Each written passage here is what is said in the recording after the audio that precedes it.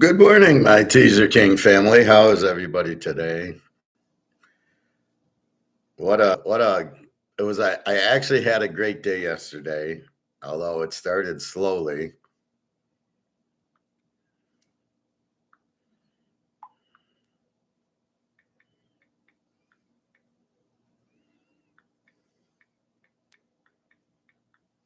Just a second.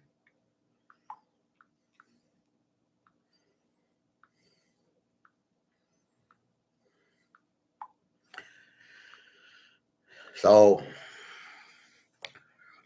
here's my friend Alex who keeps like giving me the needle. Missouri's having a hard time. Yeah, I know that. Missouri was lock number one. Alabama over was lock number two, and Boise State was the killer lock number three that I love.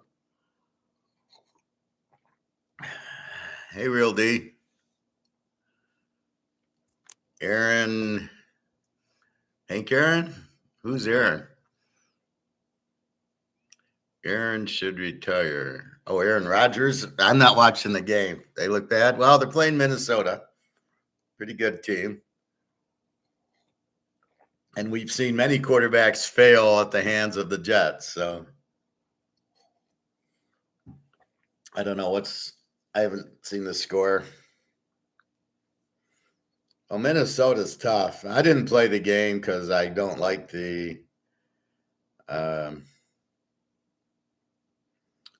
I don't like these London games. 17-0 mini. It's at the second half. That's not too bad. The Miami Hurricanes I called that game. I called that Cal would win, and Miami won with 2 seconds left or 5 seconds left. I was so proud of that call that I called Cal would beat them, and I was hoping Cal had a big lead, and I was so proud of that. That was about as proud as picking Northern Illinois to beat Notre Dame, and that came through. So I was really proud of that, Cal. All right, let's go through the line. And pretty much what we got on the injuries. So let's see. Well, many ended up, well, let me refresh, but that's the problem. You go to a page and you think it's refreshed, then you refresh it. All right, yeah, that's gone. Washington 344 to Cleveland. That line hasn't moved. Now it's obviously Daniels against Watson. Cincinnati, Baltimore 2.5, 48.5. That line hasn't moved. It's Lamar against Joe Burrow. That's our free play. Go over in that game because since he's a 26 defense, so Baltimore's going to score on him. You're not stopping Joe Burrow. He put up 25 on Kansas City. He will put up, I got him putting up 24 here. My score is 27-24. Baltimore, it's 51. We only need 42. It's like the Alabama game. I loved it because it was such a low number. I go, well, Alabama gets 40 by themselves, and I knew Vanderbilt could, get 14 for us. I didn't know they were going to get 40 for us. It's funny. I loved it because I heard the halftime score was 23-10 or something. Vanderbilt. I go, well, that's it. Alabama's going to come back and get into the 30s. That's 50. We only need 40 something. So I knew that lock was going to be there. Joe Burrow needs this one basically. Well, yeah, Cincinnati. They finally got the win. They look good. They scored. Chase had a good game. So, yeah, and they know Baltimore pretty well. So they should. And with Derrick Henry, you get the ball in the red zone. Derrick Henry's going to just hand it to him, touchdown, which I like, which is even better for the over. So, yeah, look for Burrow and Chase to have a big day. Henry, get us a few touchdowns. We should be, 27-24 is at least. That's 51. We need 42. Free pick there. Hopefully I do better than the Ole Miss free pick. Big line change. Houston 1.5, 47.5 to Buffalo. Yeah, good luck with that one. Anybody betting Houston there? 1.5, 47.5. That should be Josh Allen against Stroud. Jacksonville 3.5, 45.5. It was 3. Now it's 3.5 at all 4 of these books. The Bears 4 and 40.5. This total keeps going down. I guess they realize Caleb sucks. So let's see. Caleb after 4 games versus Jalen Daniels after 4 games. Who would you have rather drafted, right? Again, I'm not even sure the Bears should be favored in this one with Andy Dalton, but okay. Again, another weak favorite. Another one, Miami 1.5, 36.5 to New England. I think it's Huntley and Brissett. I don't know that Drake May's starting, but we'll see. Huntley, maybe it's Skylar Thompson. I don't know. Hey, G, I'm about to purchase NFL Picks 25, but I'm just nervous about not getting the video before I'll just give you the picks. Don't worry about it. Just send it, and I'll just email you the picks. It's not a problem. Thought on Miami Dolphins and Patriots. Oh, my God, that midget league fight. What midget league fight? Oh, you're welcome, G. Yeah, I got 2 big locks, four teams in locks. I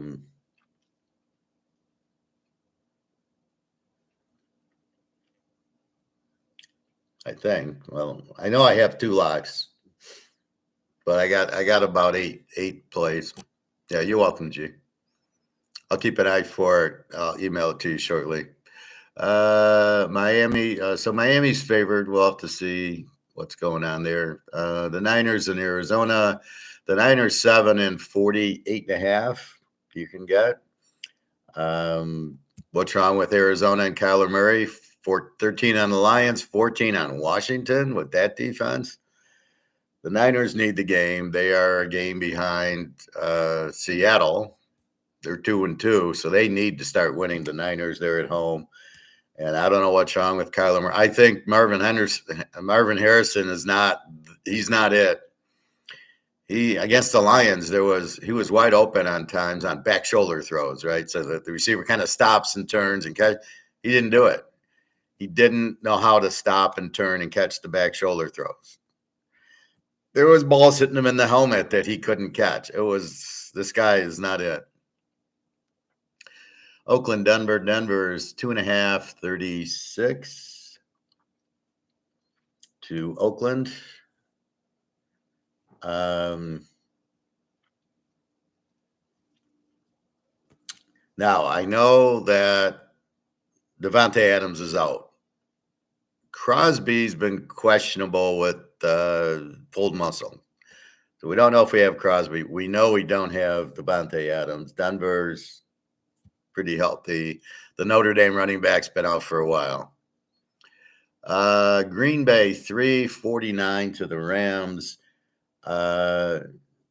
Green Bay is a 22. The Rams are a 29 defense, and this is Jordan Love is back. I have Green Bay 7 in this game. I really don't get this. Love is back. Stafford's good, but he's got nobody to throw to, and they don't have a defense. Now, I know some receivers are out for Green Bay, but they seem to have 5 or 6. Seattle 7 over the Giants, 7 and 42.5, basically. The Giants, Malik Neighbors, the LSU guy, is out. That means Daniel Jones by himself against Seattle, which looked very good offensively against the Lions. The Lions' weak spot is against the pass, and they eat it up. That's why Seattle keeps beating the Lions. And they they got down there. If they would have just ran Kenneth Walker on when they got the ball to the 5-yard line instead of trying to pass it, they'd have scored again. But they started lighting them up. They should have no problem at home against the Giants, although they're not a great home team. Dallas and Pitt 2.5, 44. We know Micah Parsons is out. We know the other defensive end is out. Dak Prescott's playing, so that's a plus. Pitt, as far as I know, it's Fields, not Russell Wilson. I think they'll let us know when Russell Wilson's going to start. So Fields against Dak. This Pitt defense is going to be mighty rough, and it's 44. I think is a very high number for this Pitt defense with Fields. KC, 5.5, 43 to New Orleans. And it's a very interesting game here. Definitely think this is close. You need them locks? Okay. Send the 25 that G's sending, and I'll give you the pro password for today. $25, and you'll get them. So and if you don't have PayPal, you can Venmo me. I did add Venmo. I did have a buyer Venmo me last year, so I had to add it. On the site, it's PayPal, but if you want to get the NFL picks, just send me just PayPal me or Venmo me $25. I'll see it, and I will send you the password. So, G, I'm going to send you the password as opposed to the picks. So let me get on my site. And let me go to passwords. And let me give you the pro password. Today is, what's today? 10/6. So you need 10/7.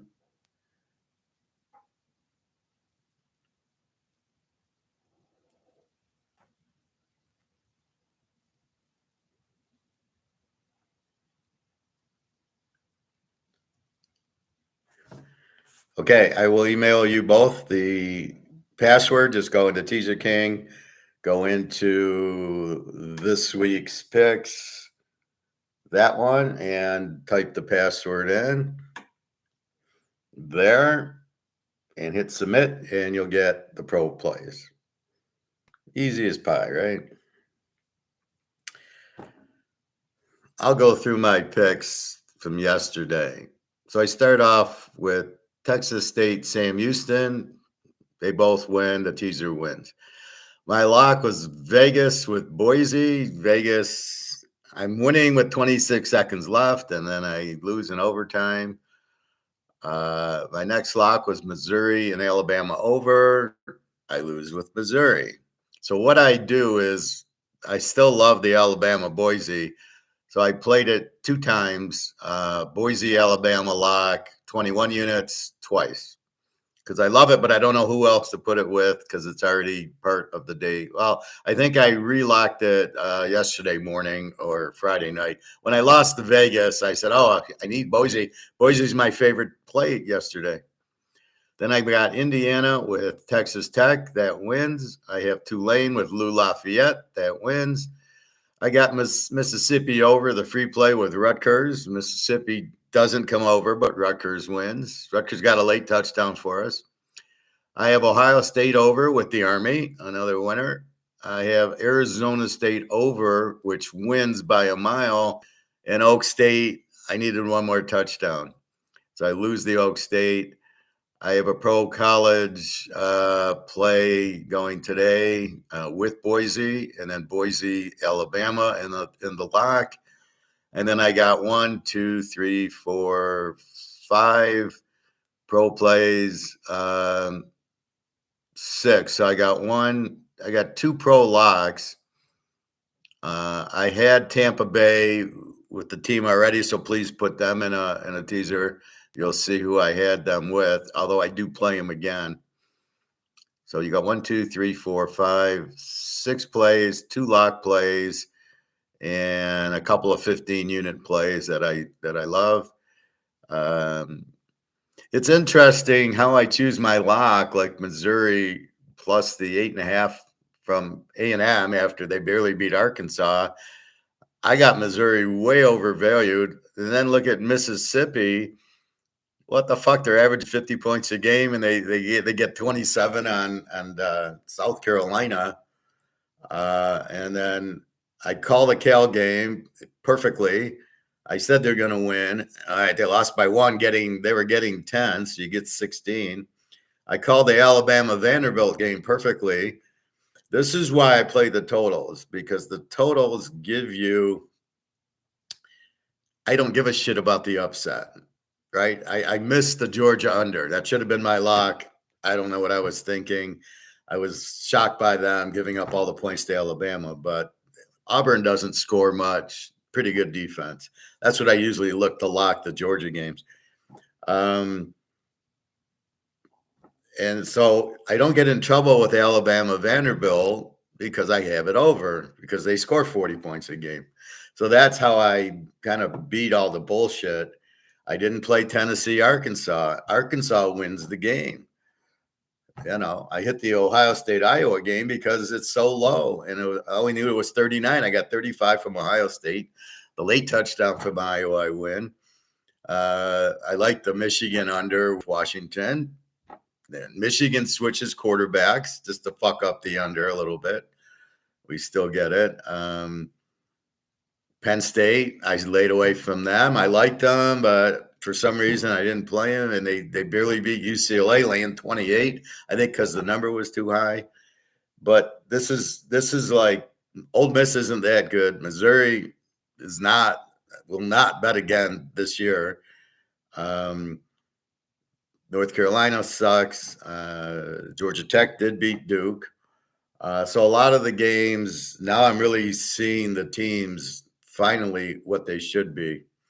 So that's what we have. So now let's look at the pros. Let me check if you guys sent the either the PayPal or the Venmo. If the Venmo, just use my email. Gee, I got yours.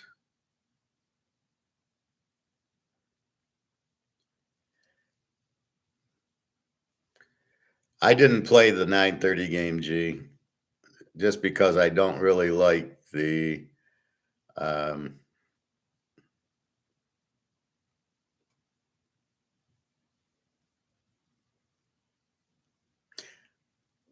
I really don't like the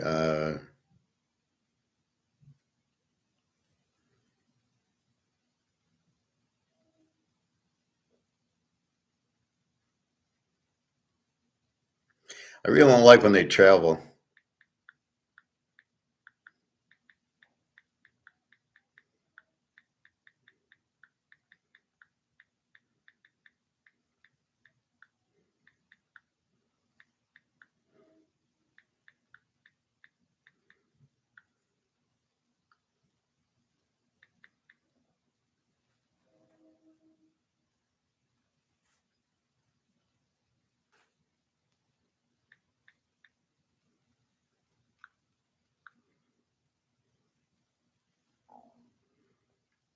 Just a second. I can't read my own writing.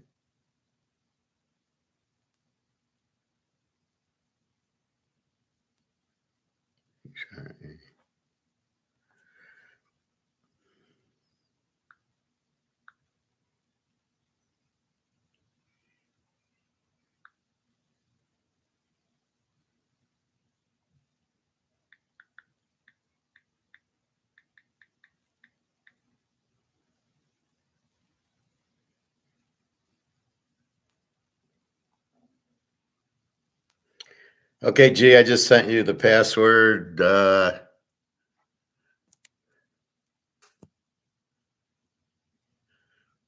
that my strategy had to change because the trend analysis doesn't work because all the new coaches, and like I can't use the Bears because now they got Caleb. So now I got to start a whole new trend from Caleb away from Fields. And I can't use Denver because Russell Wilson's gone. I can't use Seattle. So a lot of these are, I had to come up with a new system, which I did. And you just keep plugging and playing. But yeah, Well, we can talk if you want to take the class. We can talk. I can do a one-on-one class with you, and we can talk about it. The Real D, are you buying? Let me know, and you can get all the picks today. Okay, so G, you should have the email with the password. All right, so let's get into today's games. Okay, good. 17. Oh, here come the Jets back. 3rd and 10 at the Minnesota 14. Oh, almost at halftime. My friend Alex keeps like, oh, it looks like they're bad, and then it's in the first quarter, and I'm like, he said, oh, Vegas is not looking good, and they take the lead in the fourth quarter. There's 4 quarters to the game, everybody. Don't get all hysterical in the first quarter, right? Syracuse put up 14, but by the fourth quarter, Vegas was winning 31-24, 38-31. 17-7. The JETS has just scored. There you go. All right. So let's go through the matchup. So Carolina, Chicago. Carolina is a weird team. They're a Z team with Bryce Young, but they're an over team with Andy Dalton. They have a 32 defense. Dalton's 5 touchdowns and 1 pick. Hard to measure their passing yards at 305 because that's only that includes Bryce Young. So we can look the last few games. Chicago's an under team. They give up 19 a game. Good defense. Caleb's 3 touchdowns and 4 picks. And their stats, they pass for 284 yards a game. I would consider them a very weak favorite here. I have Carolina winning the game. I don't. With Andy Dalton, he went to Oakland and won. They got a better defense than the Bears.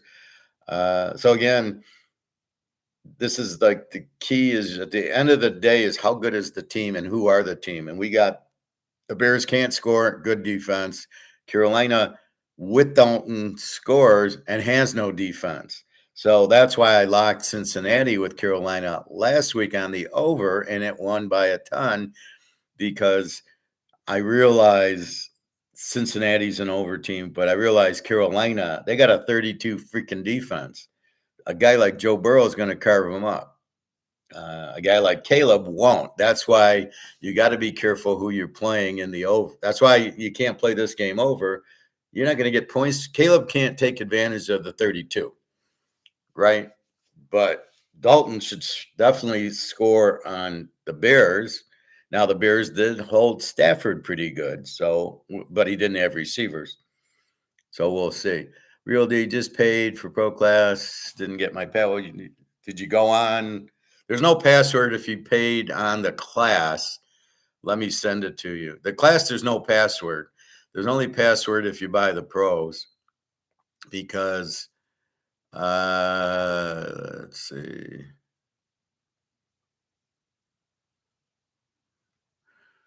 I don't see it. How did you pay, Real D?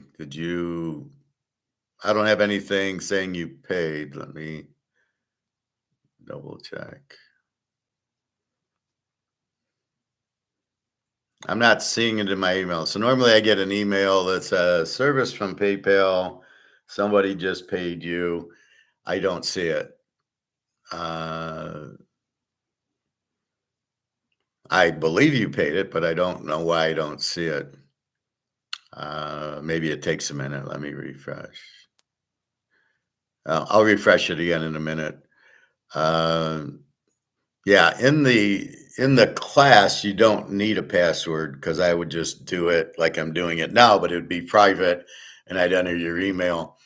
So for what we're doing today, you do that, I'll see the transaction. So I'm not seeing it. Maybe I'm seeing it now. I see your print screen. You paid 25. Why am I not seeing this?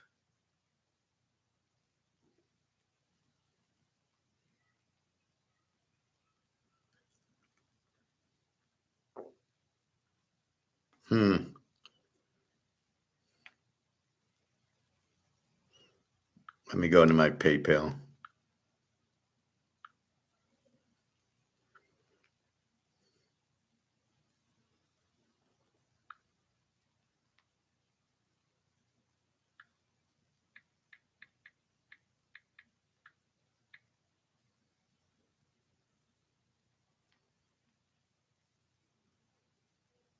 Okay, I got it there. I don't know why I didn't see it there, but no problem. We double checked. The house has the money. You mean I'll play poker? All right, so I'm going to email you the password. Now you got to go into the teaserking.com.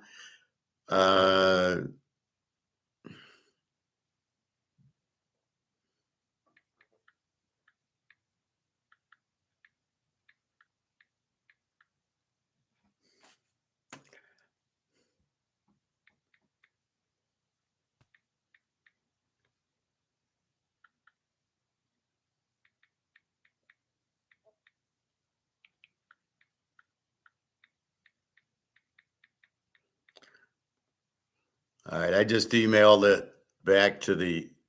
Oh, now I see it. Okay, it just came through. So I don't know what took so long. All right, so you should have the password. Go in where I show you. Go into this week's picks. Type in the password. You'll get to the picks. Now on mine, just look at the units. You'll see two locks. You'll see the Tampa game with the play today, and I played it again. Um, so you should go there and then bet it accordingly. So 11 units, 15 units, it should be a bet for you based on your bankroll. You might play $50 on the 9 unit or 11 unit. You might play $200 on the lock or whatever your, $1,000, whatever your plays are. But thank you. And been hot in the pros. Okay, let's get back to this.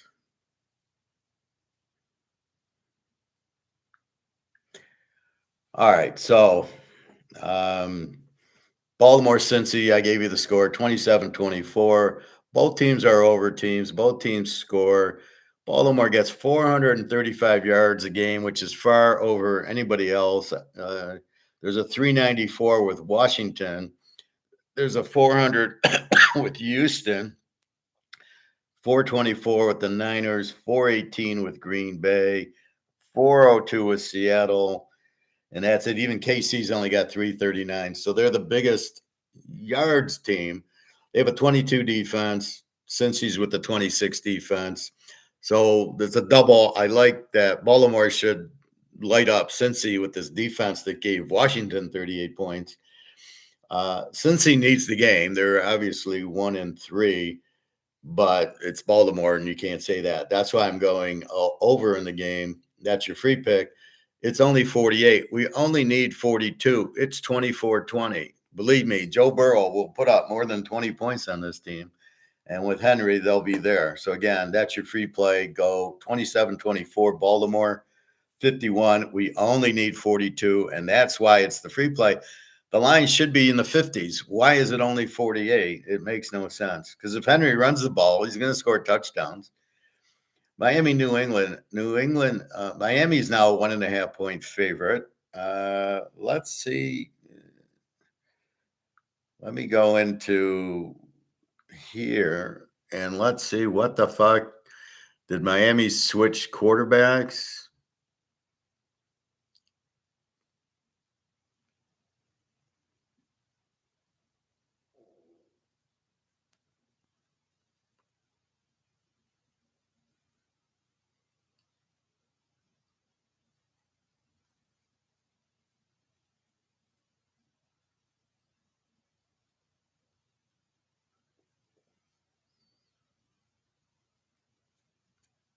Now let's go to injuries.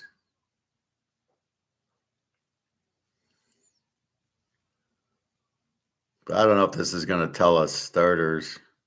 So I believe that it's Huntley or Skylar Thompson. It doesn't matter. They both suck. We know Tua's out.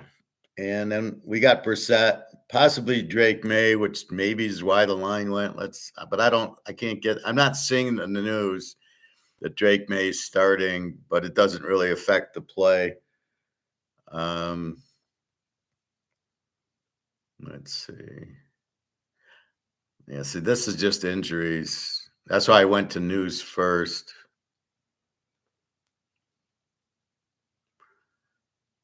Well, let's look at Miami. Tagovailoa is on injured reserve. Skylar Thompson's questionable with ribs. Okay. New England.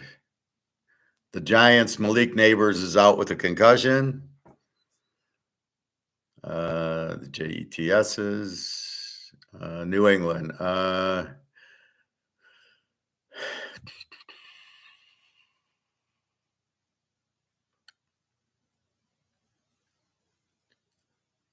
It doesn't really, yeah. See, it just lists the injuries, so we're not getting help there. But it doesn't matter. I mean, the bet's the way it is. Neither team's got a quarterback. Miami's the Z team without Tagovailoa, 26 defense, and they score 10 points a game. And New England isn't much better. They get like 15 points a game, but they get a 22 defense. So where are they going to find points with Huntley and Brissett? New England's getting 266 yards a game. This is the coach being way in over his head. Miami, a 26 defense. They never had a good defense. But here's a case where Brissett will not be able to take advantage of this weak defense because he's not any good. He's 2 touchdowns, 1 pick. Cleveland, Washington. Cleveland, an under team. Now I don't see Myles Garrett on the injured list, so I assume he's playing. Deshaun Watson's playing a little better, 4 touchdowns, 3 picks. A 22 defense. Washington has gone from a 30-some defense to a 26 defense. They are for real. Love Jalen Daniels, LSU, Bobby's boy. They're an over team. They're scoring 30 points and giving up 26. Cleveland, Deshaun Watson, I don't think he can keep up with them. He's not that good. Amari Cooper is playing in a 22 defense. My line on the game is 6. I'm surprised they're only laying 3. Well, thank you, Real D. I appreciate that. Believe me, I don't lock just to lock. I mean, like Boise and Alabama over, I love that play.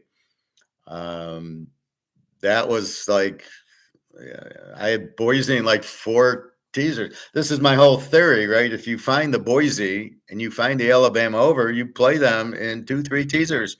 You don't fuck around just playing them in 1 teaser for the same amount as you'd play Detroit and Chicago. I mean, you can't. That's not how you win. So my theory is how to win at teasers, how to win betting football. And that's the best way to do it is first you learn the team. And once you learn the team, then you go, oh, I got Boise playing shit Utah State with the 40 defense. They're going to put up 70. The kid ran for 250 yards, like 200 yards in the first half, that Gentry. He's fucking Barry Sanders. I thought Ollie Gordon was with Jim Brown last year, and he doesn't do shit this year for some reason. But this Gentry on Boise, we're going to hammer this guy. He's going to make us a lot of money because we're just going to pound him over. Anyway, I'm glad you do. And I mean, these are my bets, and you can't, now they're getting figured out. Now it's week 5. Now we got rid of the bullshit first couple of weeks. A lot of injuries, but we understand the quarterbacks, and definitely like Daniels. He's a star. Indy Jacksonville, who gives a fuck? It looks like Richardson's out, so it's going to be Flacco against Trevor Lawrence. Lawrence 4 touchdowns, 1 pick. Flacco 2-0. Indy's an E team with a 21 defense, but they better with Flacco than with Richardson. They cost me my Pitt under last week. Pitt was my lock under like 42, and Flacco comes in and throws 2 touchdowns. I'm like, I'm not expecting Flacco. I'm expecting Richardson. I didn't even know Flacco was on the team. He comes up. I thought the guy was like 50 years old. So Indy's a totally different team with Flacco, like Carolina's a different team with Dalton. That's why you got to be open and adjust when they switch quarterbacks, or when like Devontae Adams is out, and is Crosby playing. We'll check those injuries. Well, I know Adams is out. We'll check Crosby. Jacksonville, I got as a W team. They're not scoring. Trevor Lawrence is not good, and they have a 27 defense. Trevor Lawrence, 4 touchdowns, 1 pick. He'd prefer to run. He's not a good quarterback. He's way, way overrated. He was never the number 1 draft pick. He's the number 1, like Caleb and Bryce Young. These guys don't know what they're fucking doing, right? Bryce Young, you make the number 1. He didn't look good in college. What are you looking at, Caleb? I thought it was the Notre Dame game when he kept getting blitzed last week. The Rams blitzed him 10 times in a row, and he got sacked like 7 and threw the ball into the crowd 3 other times. They are very clueless about blitzes, but Daniels understands it. Bo Nix gets it, and I'm sure Penix gets it, because I'm sure Penix got blitzed a whole lot. He got blitzed against Michigan. I don't think they sacked him too many times. Anyway, so Jacksonville.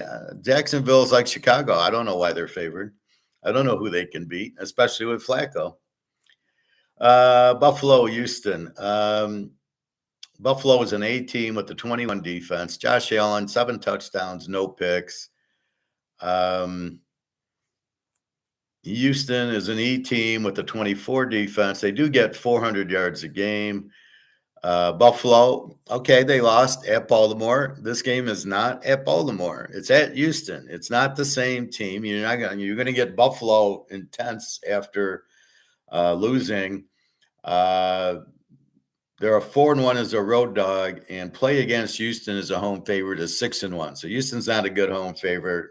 They barely beat Jacksonville and Tennessee. My line on this is Buffalo -4. And we're getting an A team as a dog here. Just got to love that. Oakland, E team. Let's check Oakland. So we know Devontae Adams, he's out. I saw it last night. So let's see. Oakland, I got to go to the L's. They're Las Vegas. They're not Oakland anymore. It's sacrilegious.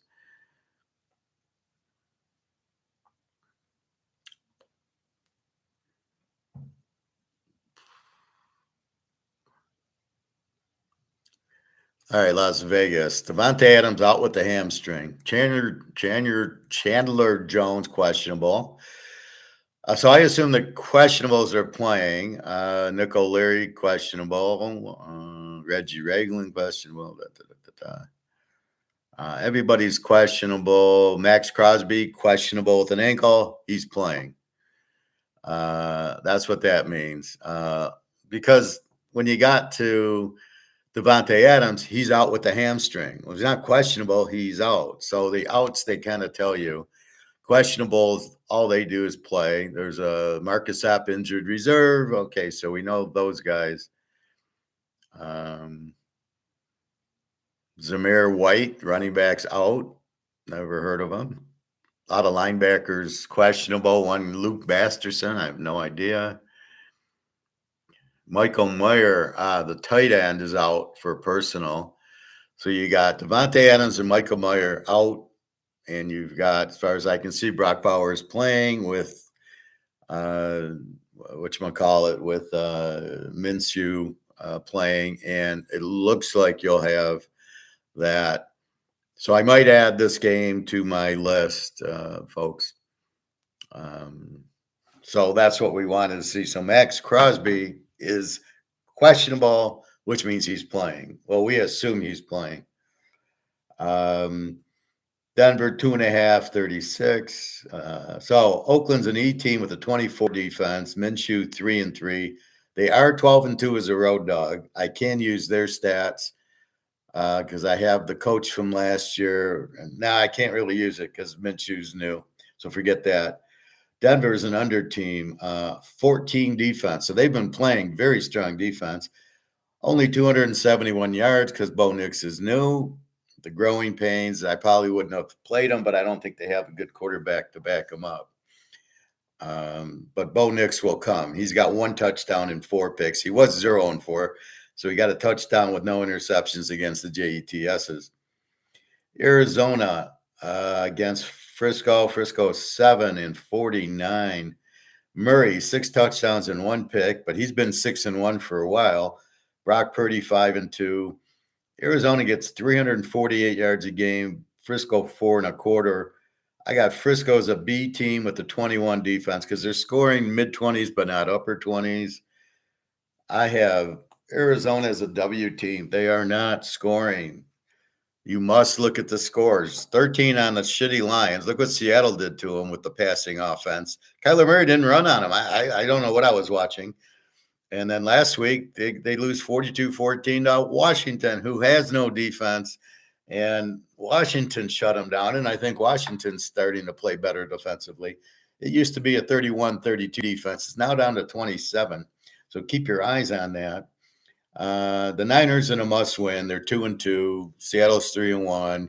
Plus, they're looking for the 1 seed. And you got Minnesota, who's 4-0. And so they must win.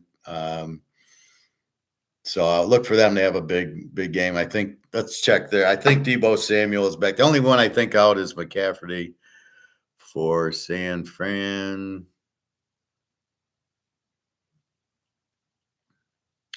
Let's check their injuries. Well, let's see. Do we have an update on Russell Wilson? Questionable with the calf. So I assume when he's playing, we'll hear he's playing. The Niners. Drake, let's see.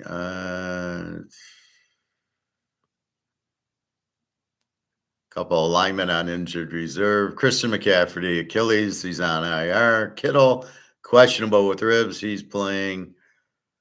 Greenlaw, their great linebackers, out with an Achilles.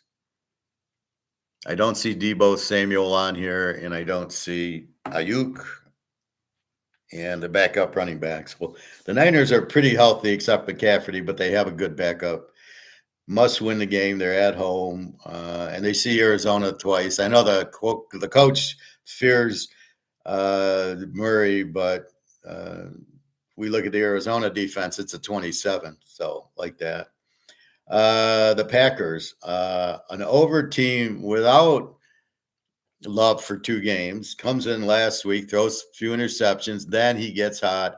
4 touchdowns, 3 interceptions against the Vikings, puts up 28 on that good defense. You get the Rams.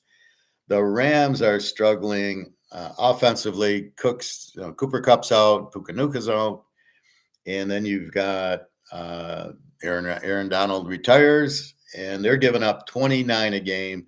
And here comes Jordan Love and the offensive Packers, who have a pretty good defense. Love is 6-4. Stafford 2-2. Again, struggling. He did beat the Niners at home, who was struggling, and then last week they got last week the Rams got let's see. Yeah, they lost to the Bears 28-14. They were down there and they were scoring field goals. They couldn't get touchdowns. And you lose to the Bears. So here comes Green Bay in. Pretty good defense, 22 defense, 418 yards still in LA 333. Okay, Seattle. Seattle and the Giants, as I said, neighbors. The receiver from LSU is out. So you've got an under team with 300 yards and a 21 defense. And Daniel Jones, 4-3. Going against Seattle, over team with the 21 defense, 402 yards a game, and Geno Smith, 4 touchdowns, 4 picks. They put up a lot of points and yards against the Lions.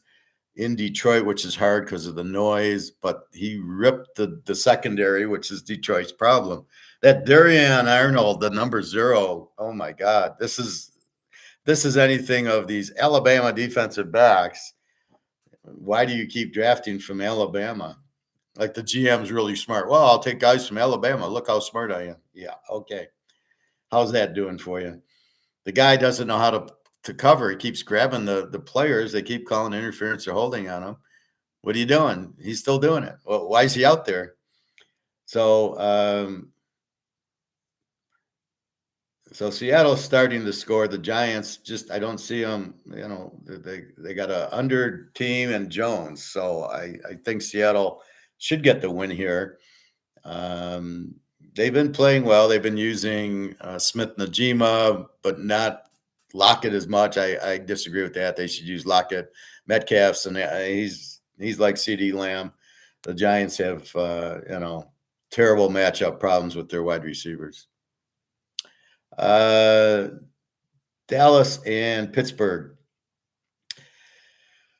Dallas has, I will read it again, but I believe the boys are out for Dallas. The boys that matter.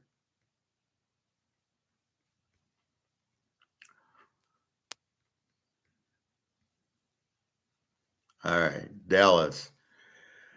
Brandon Cooks, wide receiver, injured reserve. DeMarcus Lawrence, defensive end, Pro Bowler, injured reserve. Michael Gallup, retired. He's even worse than injured reserve. Trevon Diggs, cornerback, all-pro, questionable. Micah Parsons, linebacker, out with an ankle. He's the heart and soul, and then that's about it. So you've got DeMarcus Lawrence and Micah Parsons out. And you're playing Pittsburgh is the only consolation. So they get 345 yards a game, a 26 defense, I think. It might be 21 where the ink just rolled up. There'll be a 26 today. Dak 6-2. Pittsburgh under team. They can't score. A 13 defense. They're the best defense in the league. 336 yards a game. And they got Fields, who's actually 3 touchdowns and 1 pick. It's a perfect game here. Pitt's defense will dominate. And then without Micah Parsons, I would have loved that Pitt be the dog. But, again, now if Russell Wilson is playing, I'm all over Pitt. With Fields, I'm not all over Pitt. I'm on it a different way. And our last game, New Orleans, Kansas City. New Orleans is an A team, 18 defense. Derek Carr 6-3. New Orleans is 11-1 as a road dog, which we can use because Carr's been there last year in this. Play against Kansas City as a overall 21-4. Kansas City gives you this weird stat. Play them 21-4, play against them 21-4, which means they win every game by 3 points or 6 points. Or like last week, 17-10 over San Diego, 26-25 beating Cincinnati, 27-20 to Baltimore. And here comes a very strong New Orleans team with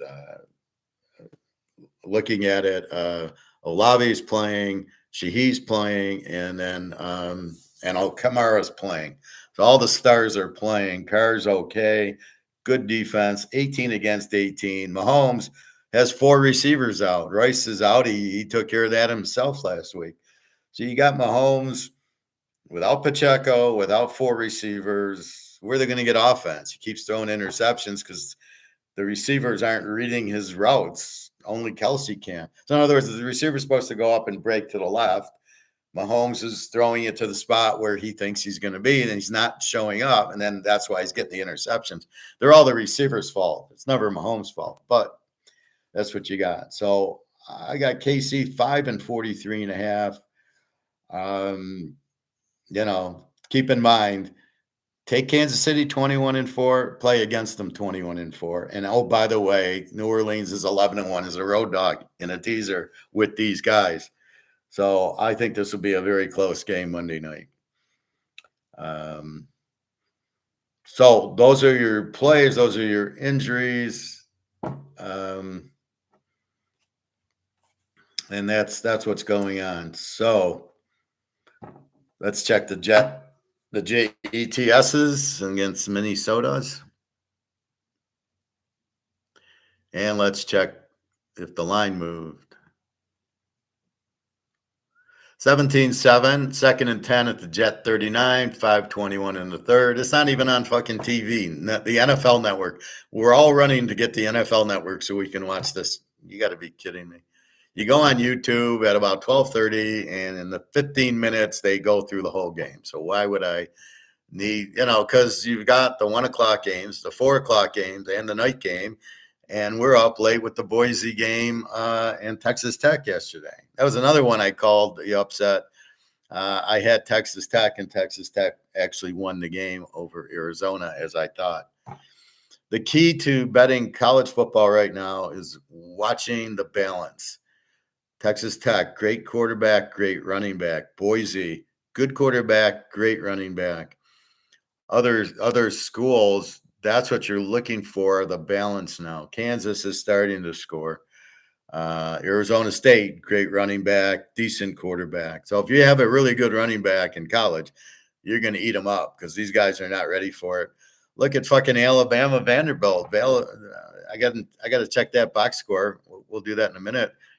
Tagovailoa, you got a good quarterback. He lights up Alabama. Better than Georgia did. Well, close to it. So now we see the real Alabama the last 2 weeks. You can throw on them and beat them. The teams they played early, Western Kentucky and Middle Tennessee, now they're playing real teams. They're going to be struggling a lot in the SEC. LSU, Arkansas beats Ole Miss. Arkansas beats Tennessee. Ole Miss now has a defense, but they've lost. You've got to be careful in conference. Texas was off, so they got Oklahoma next week. Let's go into those lines. So let's go into the box. Well, wait, let's check the spread one more time. So the Bears 40.5 hasn't moved. Baltimore 2.5, 48.5. I know that hasn't moved. Miami 1.5, 36.5 hasn't moved. Washington 3.44. I believe that hasn't moved. See, Washington would be a great over if they were not playing Cleveland, because Cleveland doesn't score. But if Washington was playing Buffalo, that would be a lock over today. So it depends who they play. But you got to know the team, right? Washington's an over team. And looks like nobody can stop Daniels.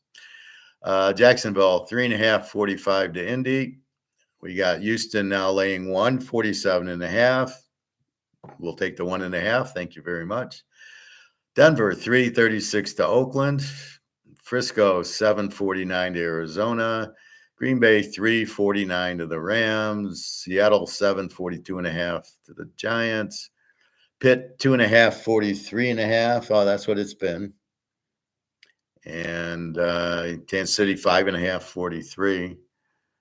The Jets third and 3 at the mini 25. I want to go into the college box scores. I want to see the Vanderbilt game. We can go here. How did Vanderbilt do it? Well, they held Alabama to 35, first of all, but they got 40 on them. How did they do it? Well, let's take a look. Jason Milrose, 18 of 24 for 310 yards, a touchdown, and an interception. And he's got sacked twice. I don't think Georgia sacked him. Tagovailoa, 16 out of 20, 252 yards, 2 touchdowns, no picks. First, no picks. Alabama had no running. Miller, 5 for 45. Milrose, 7 for 10. They didn't allow him the big runs. Vanderbilt, S. Alexander, 21 rushes, 64 yards. Pavia got 19 for 57. So they have a little problem with the running quarterback like Georgia does. Receiving, the kid Williams, 3 for 82. Bernard, 3 for 70. Dupre, 2 for 66. Vanderbilt, Stowers, 6 for 113. And that was basically it. Now, I like going into this. There's a drive summary. Let's go into that. So if we go through the drives, Vanderbilt gets a touchdown. Then they get an interception touchdown. 3 plays, 4 yards. Alabama, 3rd and 6 at the 29. Milrose pass intercepted for a touchdown. So he throws a pick 6, and we got 14-0 right away. Then Alabama scores. So we love the over. We get the pick 6. Vanderbilt gets another touchdown on a 17-play, 75-yard drive. Alabama punts. We get a field goal, Vanderbilt. Then Alabama gets a touchdown, and finally a punt by Vanderbilt. Vanderbilt punted 1 time in the first half. Wow, what a good offensive coordinator they got, huh? So the half ends, and it's 23-14 Vanderbilt, and we're loving it because all we need is over 42, 43, or 47, something like in the 40s, right? It's all we need, and we're already 3/4 of the way there because we know Alabama's going to, score, right? Alabama starts out with a touchdown, so we feel good about our over. 9-play punt for Vanderbilt, punt for Alabama, touchdown Vanderbilt, touchdown Alabama, field goal Vanderbilt. Alabama fumbles. 1st and 10 at the Vanderbilt 39. Milrose sacked for an 8-yard loss and fumbles. So he throws an interception for a pick 6, and they're driving. He fumbles, which Vanderbilt scores a touchdown. Alabama gets a touchdown, and Vanderbilt runs out the clock, as we saw. And that's how you beat Alabama. They put up 40 on him, got the pick 6, sacked him, got a, and he didn't run for a lot of yards. So what do we do with Vanderbilt the rest of the year? You think we're betting against this team? Are you kidding? Now, will they be flat because they beat Alabama? I don't think so. Not with Pavia. Boise 62-30. And if we look at this box score, we'll just look at the meat of the box score, which is Madsen 21 out of 25, 256 yards, 3 touchdowns, no picks. And then we get to Gentry, 13 rushes, 186 yards, a 75-yard touchdown, and 3 touchdowns. This is why we lock Boise, and we'll be back with them the next week and the next 10 weeks. We have a running back, 75 yards. This guy doesn't go down. He goes into the line, gets hit, bounces off, and he's fast. 3 touchdowns. I started getting a little worried at the end because it was like 35-10, 42-17, 49-17, 52-17, 55-17, and then it's 55-24, and I'm starting to get a little nervous going, well, wait a minute. Then it goes 55-30, and I'm like, well, we're laying 20-21, and then we got a late touchdown to go up 62-30, and then that ended the game. So what I'm noticing in these box scores, if you go into the drives, is there's so much bullshit. Go for it on 4th down. I don't understand it. I mean, there was the Mississippi, South Carolina. I give it to you as the over. I'm shocked. There was at least 5 turnover on downs in the game. Well, Vandy kicks some fucking field goals, and they go for it and they don't get it. It takes time off the clock, and then the other team starts from their 25, 30-yard line. So now it's going to be long drives. So it's a bunch of long drives. It actually makes the game an under because they get down to the 30 where they should be kicking field goals, and they're going for it, and they never make it. 5, 6 turnover. So whoever the fuck is saying that the analytics say to go for it on 4th down doesn't know what the fuck they're talking about. Are they looking at the statistics? There's so many times they don't make it. I don't know what they're looking at. And on the other side, if you don't make it, you lose the game. Probably happens 19 out of 20 times. So I don't really get. You took Vandy on my ticket and check your email real quick. Okay. Yeah, that was my lock. Was Alabama over, and that's why I don't care about the upset. Uh,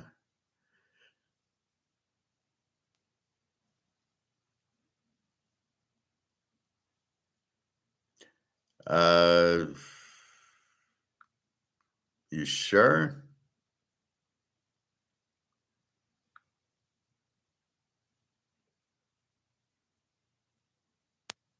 No, that's wrong. It should be. It's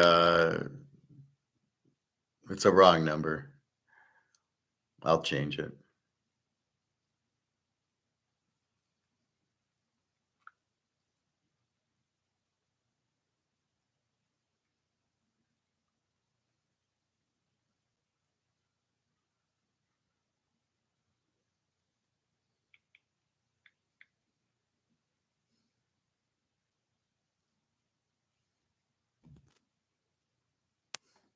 Yeah, I just changed it, but yeah, it's it's it's what it should be. Um, the total plus 6. Yeah, I just made a mistake.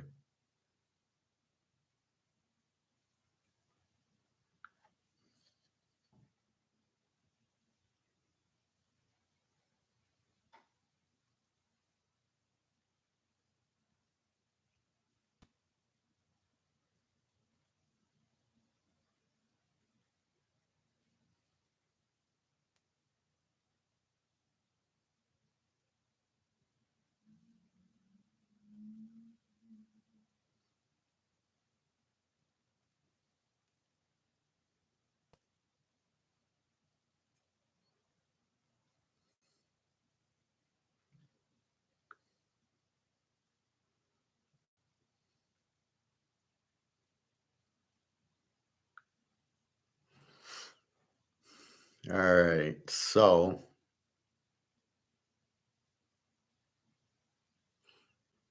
let's see if they've updated the injuries on covers. Oh, they have for the pros. All right. But I think we've got it from the other. Now they're Tuesday, October 1st. So they're running way behind.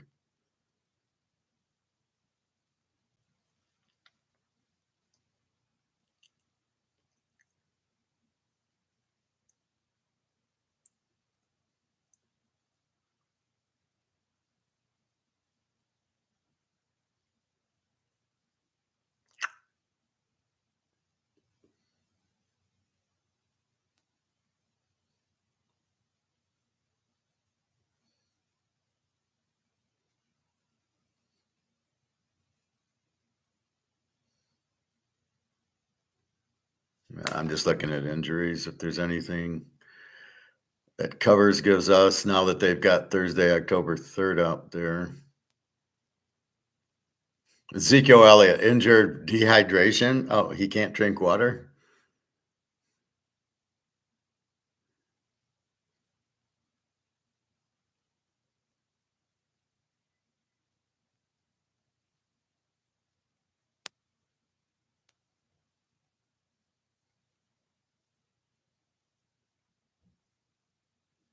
Yeah, let's see. Richardson's doubtful with an oblique. I assume he's out. Taylor's out. Who did we want to see?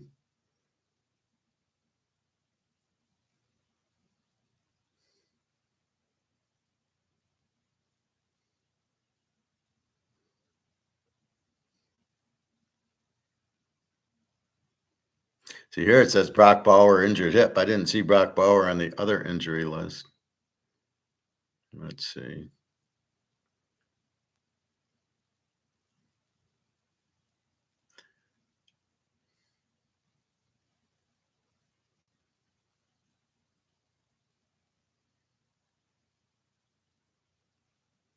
Minnesota. Oh, that doesn't matter. Sam Darnold injured knee. Well, he's playing.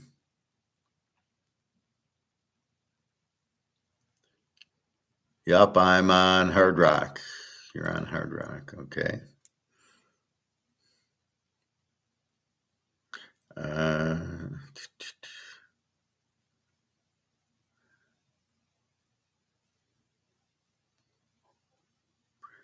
New Orleans. Kamara injured hip, but he's playing. If he's just injured, they're playing. Olave injured hamstrings. I didn't see that on the other one, but I'm assuming they're playing if they're injured and not out.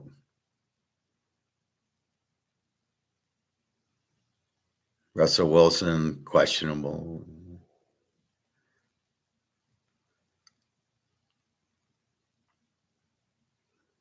See, here they say Josh Allen injured left hand. Well, who cares? He's right-handed quarterback. Tampa, we don't care. Washington, anybody?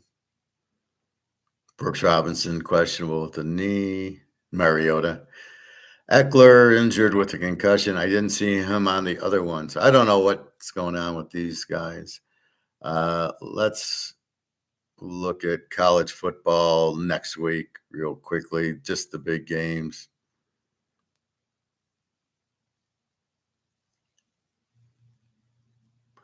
We've got Utah 5.5 against Arizona State. Interesting. Is Cam Rising playing? With Rutgers 2.5 over Wisconsin. Iowa 2.5 over Washington. Alabama 20.5 over South Carolina. I really don't like to know these lines because I like to make my own. Georgia Tech 3.5 over North Carolina. Ooh, that's a good one. Pitt 3.5 over Cal, but the game's in Pitt, so Cal gets to fly East Coast. Penn State 3.5 over USC. Interesting game. Texas, I got 7.5, 8.5, and 14.5 over Oklahoma. Notre Dame 21.5 to Stanford. UCF favorite over Cincinnati. Live dog there. Georgia 34.5 to Mississippi State. I don't know about that. Tennessee 16 over Florida. Washington State 3.5 over Fresno State. Ole Miss and LSU. This is Bobby's game. 2.5, 63. Here's the game. Ohio State, Oregon. I got an Oregon -1. I got an Oregon pick, and I got Ohio State -3.5 at BetMGM and FanDuel. Or if you're on Bet365, you get Oregon -1. I think I like Ohio State as the dog better than I like Oregon as the dog. But Ohio State their defense is just phenomenal. This can't be right. Kentucky 11.5 over Vanderbilt after what they just did. You've got to be kidding. Oh, that could be a lock. You can't. Kentucky 11.5. That can't be right. See, this is why I sometimes bet on Sunday or Monday. If I'm in Vegas and I see this line, I'm betting it right in the Venetian sports book. I'm taking 17.5 and Vanderbilt so quick their head will spin. And then I'm finding where Oregon's favored and taking Ohio State, and I'd make a huge lock on that game. Wow. That can't be right. Kentucky 11.5.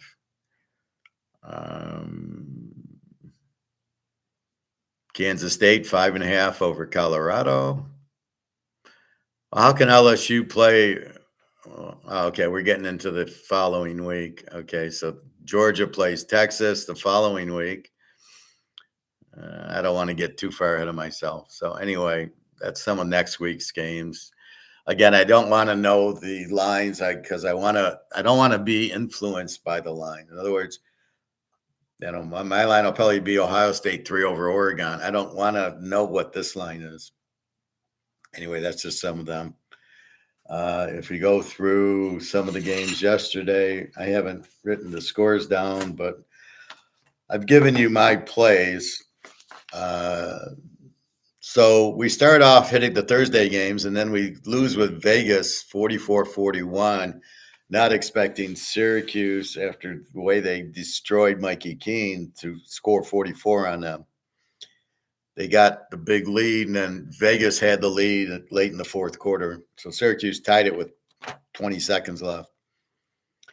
Oregon beats Michigan State 31-10. Pitt beats North Carolina. Like I said, Penn State barely beats UCLA. Wisconsin blows out Purdue with a new quarterback. I don't know what that was about.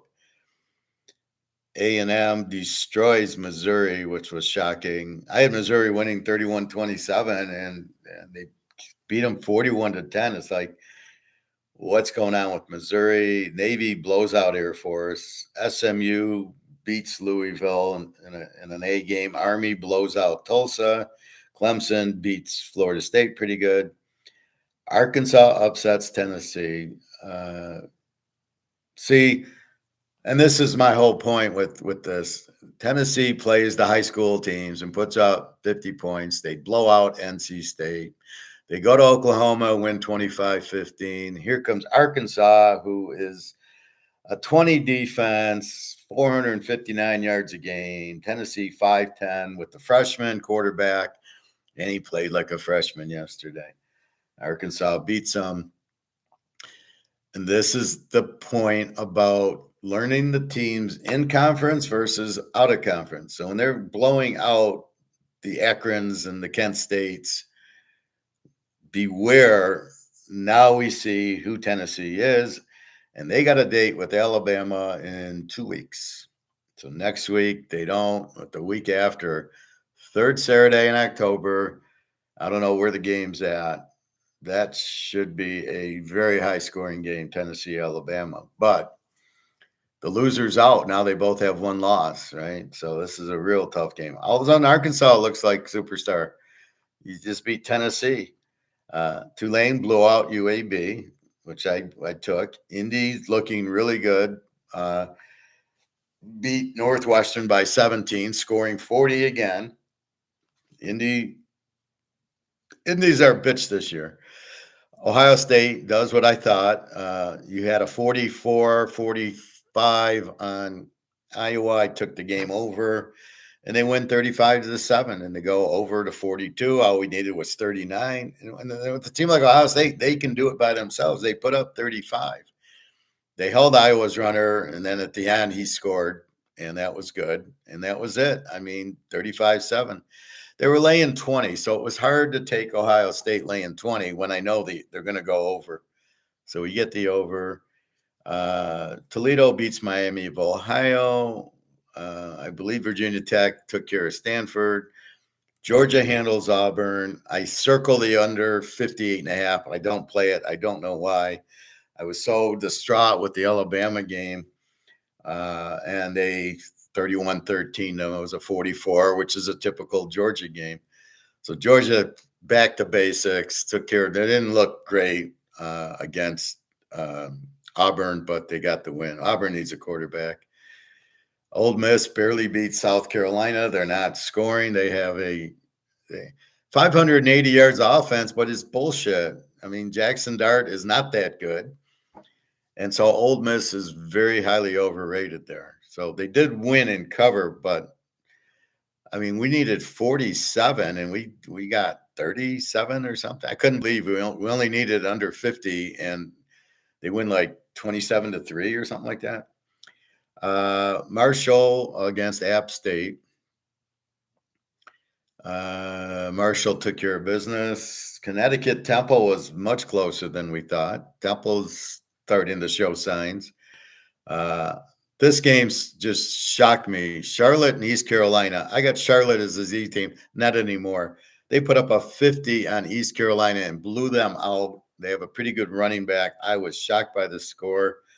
Let's go into that box score. What the fuck happened there? This is why I checked the box scores.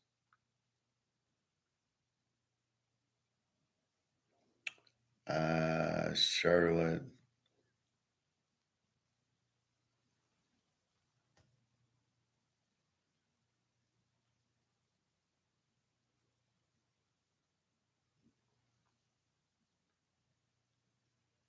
Charlotte wins 55-24 over East Carolina. Charlotte is a Z team, which means they don't score.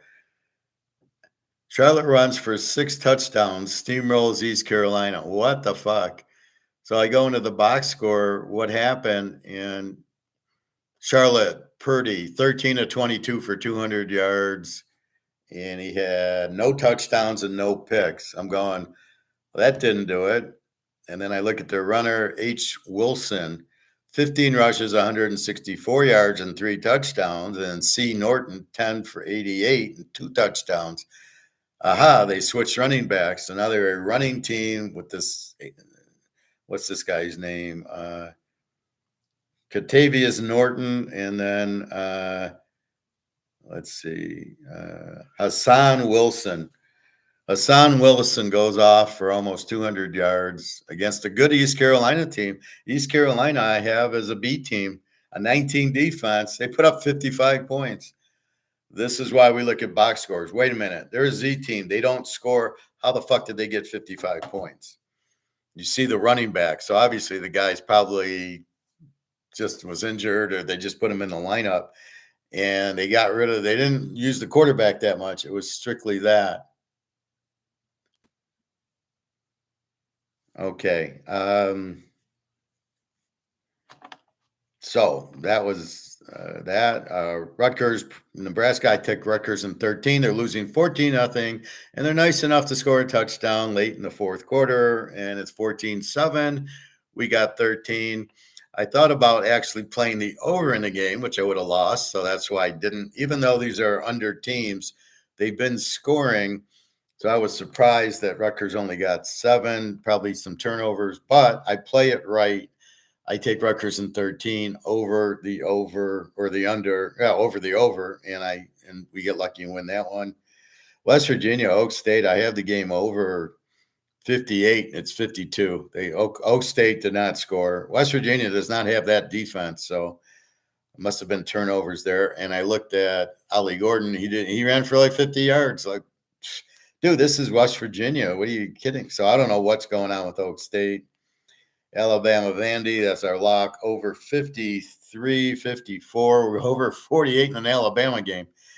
And Vandy's got a 30 defense, so I knew they were going to put up a ton. Now, Vandy does this against a 15 defense Alabama. The over was really I had 44-20 Alabama winning. And it was 40-35 Vandy won. It was a 75, which was more than I thought. I knew I'd get 20 from Vandy. I did not know I'd get 40 from Vandy. Just stunning. But it shows with the new coach DeBoer, you can pass on them. And Georgia can't handle Milrose and running quarterbacks. Neither can Alabama. Pavio's a pretty good runner and a very accurate quarterback. And they couldn't handle him. So now we know what bothers them. South Alabama struggles with Arkansas State. I think Arkansas State won. James Madison struggled with Lou Monroe. I got off of them. Lou Lafayette, I had laying 8, and they win by 10 for us over Southern Miss. A little surprised it was that close. Boise, I had them 50-17, and they win 62-30. That was the big lock yesterday. 500 yards, mostly rushing, mostly Gentry, against Utah State with the 42 defense. This is the method to the madness. We see Utah State with the 42 defense. We see Gentry. We go, fuck, they're going to kill them. And they did. And that's what you're looking for.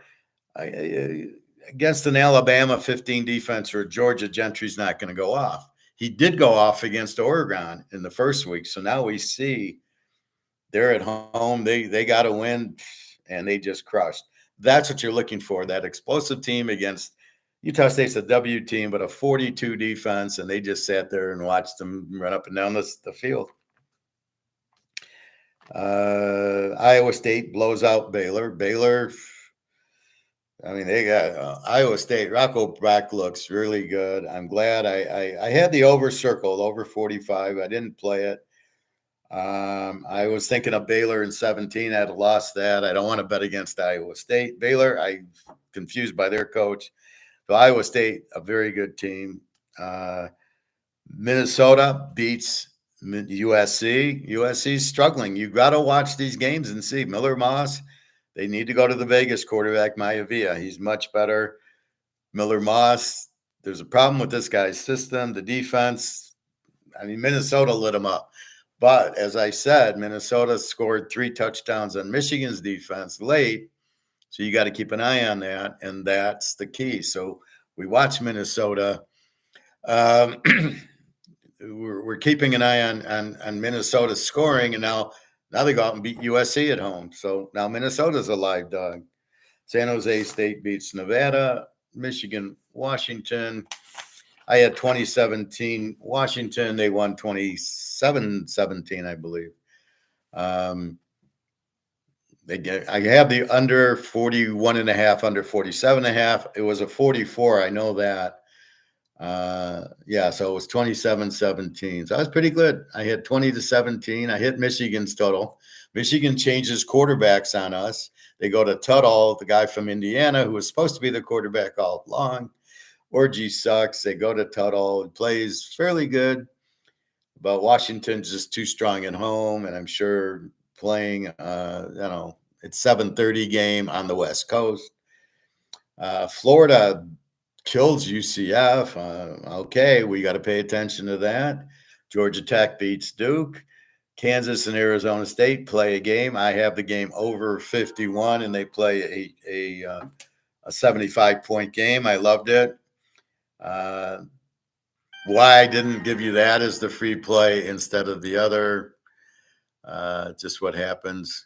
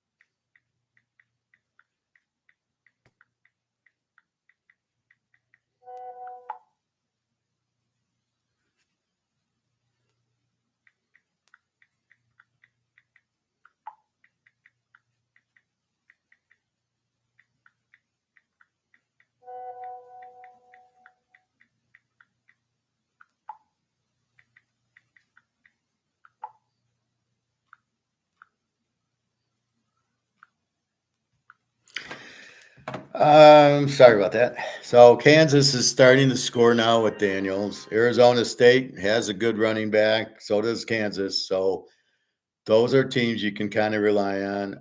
Hawaii, San Diego State played a low-scoring game, I thought. I called Cal on the upset 24-21. Miami wins with 5 seconds left. They were down 38-20 something. I think they win 39-38. But I want credit for it because I had a 10-point dog at home. I told you Miami would be tired from the trip, and Cal has a 12 defense. And Miami was able to put up, but they put it up in the fourth quarter. They didn't, they were getting killed.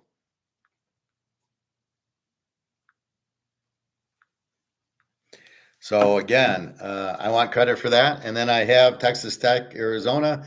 I play, instead of going over, which would have lost, I play Texas Tech plus the 12.5 because they got a good running back with the good quarterback, and they win the game. I think it was 26-22 or something like that. I got them plus 12.5. So I loved that dog. I did kind of try to help you out in saying if you need the game late, take Texas Tech, and Texas Tech wins. And I gave you the Cal upset. So I hit the Northern Illinois beating Notre Dame, and I hit the Cal beating Miami. I wish they would have won, but we were right there on them. So that's yesterday's. We'll update today's, watching today's games. So I'm traveling Tuesday. I'll be there Wednesday. I will probably do class. I could do class Wednesday because I'm waiting for Jenna. She doesn't get in till the night. And I'll be sleeping in the hotel, no doubt. So I won't do class every day, but I'll try to do a Friday night. Well, I don't know what time it'll be. I'll do a Friday class, but you'll get the video if you're going to sign up like you guys did today for the $25 YouTube class that I do Friday nights. Just sign up for it, and I'll just send you the password like I did today. And then, like Real D wants the locks, so just the $25 will get you the locks, as we did. But yeah, the idea is the class, and that would go through all the games and say, "Oh, here's my lock." Not just the Baltimore Cincinnati over. That's the free play. I don't know, college. I mean, I've been hitting the free play, and then this is crazy. Old Miss. See, we're being fooled by them. They are not a 50, 60 point team. South Carolina. I was confused. South Carolina played LSU 37-34. How do they not score on Mississippi? I know LSU doesn't. Mississippi, but they're playing weak teams. Arkansas. How good's A&M? Arkansas lost A&M. Arkansas blows out Tennessee, and A&M blows out Missouri, who was supposed to be a top 5 team. So you have to adjust. Missouri lost their running back. Okay, we'll keep an eye on that. We'll respect that, and off we go. And look for the running backs. Boise, great running back. Kansas, great running back. There's a few other teams. Look at Charlotte now. 180 yards and another 90-yard rusher, and they put up 50 points. You do not ignore that. This is how you catch teams. Vegas will not adjust. Charlotte will still be a dog, and Charlotte will be. What was the total on the Charlotte game? It was the total on the game was 47 against East Carolina. I will bet you anything their total this week, if they play anybody like that, will be in the 40s. They just put up 50 by themselves. You must understand they've got this good running back, apparently. Is it a fluke? Well, East Carolina has a 19 defense. It was no fluke. So you're going to get scoring and good running from Charlotte now. So now you move them from the Z team into an over team because their defense still sucks. The defense doesn't get fixed by a good running back, but their offense does. And they were an 8.5 point dog. I had them losing 37-20. They put up 50. So they're 8.5, but now they beat Rice, but barely. And now East Carolina, I don't know if this running back's brand new or was injured, and now they finally put him in. I don't know, but keep an eye on the running backs because that's the key. Hey, Nick. I had a great day yesterday. Arkansas plus 20. Yeah, I don't know where you got them from, but that was a good play. My lock was Boise going crazy, and they did. Alabama over, so I avoid the upset, and I lost with Missouri. My third lock was they didn't show up yet. Hard to believe they were a dog to A&M who barely beat Arkansas, and now they blow out Missouri. This doesn't make sense. Missouri's too good of a team. Brady Cook, good defense. What the fuck happened there? But okay, so that was the loser. But I hit Texas Tech, and I hit the Ohio State over, and I went through all my picks. So I hit a lot of them. Very good day. The only one I really missed was Missouri. I had the Army, I had Lou Lafayette, I had Indy, I had Rutgers, Tulane. So the real loser was Missouri. I avoided Penn State, hit Ohio State over. I don't play Georgia under. Oh, we lose Mississippi over. Hit Rutgers, hit Alabama over twice. I avoid James Madison, hit Lou Lafayette, hit Boise, and then I hit the late games, Arizona State over, and Texas Tech. So I had a really good day. It just was Missouri kind of frustrated me early because how did I miss that game? And I don't know. They just looked terrible. I mean, A&M does not score that many points normally, and Missouri just wasn't there. So today we got the Baltimore game over. Let's review it. So we got Carolina, Chicago. Well, let's look at the line again. It's 12:30. Um, so I'm happy for you, Nick. You got your Arkansas. Hard one to pick, but good. 20-10 Minnesota over the JETSs, and they are laying 2.5. So the teaser is not helping you yet, but I think what'll happen. Oh, here you go. The Jets 2nd and 10 at the mini 25. So they'll kick the field goal to cover the teaser. At worst case, it'll go 20-13. Here's where you don't go for it on 4th down because you're down 10. You need the field goal anyway. Here's what I like. I was like that with the Arizona Detroit lock. Arizona at 9, they're down 10, and I'm like, oh, don't go for it on 4th. But then they got 10. They needed the field goal to get down 7, and they kicked the field goal. 3rd and 10 at the mini 25. Okay, the Bears 4 and 40.5 to Carolina. Dalton looks good. Caleb. Baltimore, Cincy, your free pick. Baltimore 2.5, 48.5. Go over. Joe Burrow will put up points with Chase. Baltimore will put up points on Cincy. Cincy's been the over team this year. Played 100 points with Washington. Played 100 points with Carolina last week. Baltimore, good defense, but I will take Joe Burrow and Chase all day. They need to win, but I don't see the win coming. Maybe they win it 30-27. Miami and New England. Miami 1.5. I don't know the quarterbacks here. I assume it's either Skylar Thompson or what's his name, or Huntley against, I assume, Brissett. Maybe Drake Murray, but I assume Brissett. Neither team's can score. Cleveland, Washington 3-44. Good luck stopping Jalen Daniels. Cleveland, Deshaun Watson's good. Getting better, but he still sucks. Amari Cooper's playing. I believe Myles Garrett's playing. And look for Jalen Daniels to roll the other way. But he's also very good running and passing. He looks outstanding. Caleb's still like in 1st grade and Jalen Daniels in 10th grade. Indy, Jacksonville, we see, I believe the Richardson's out, and Trevor Lawrence they should take out. Jacksonville 3.5, 45. Buffalo, Houston 1.5 to Buffalo.